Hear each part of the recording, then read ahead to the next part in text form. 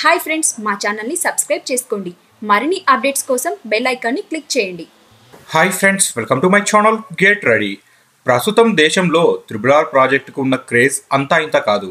రామ్ చరణ్, ఎన్టీఆర్ తొలిసారి కలిసి నటిస్తూ ఉండడంతో తెలుగు ప్రేక్షకుల్లో అంచనాలు ఎలా ఉంటాయో ప్రత్యేకంగా చెప్పాల్సిన అవసరం లేదు.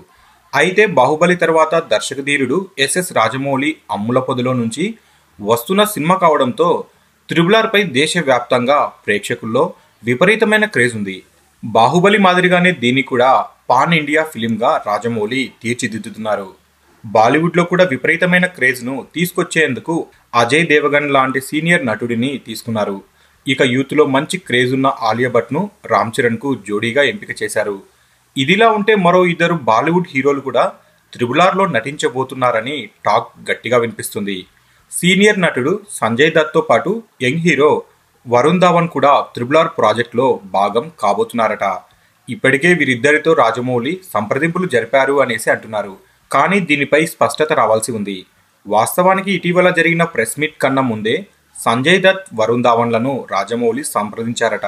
కానీ వారి నుంచి ఇంకా నిర్ణయం తెలుపకపోవడంతో ఈ విషయాన్ని రాజమౌళి ప్రెస్ మీట్లో ప్రస్తావించలేదనే వాదన కూడా వినిపిస్తుంది.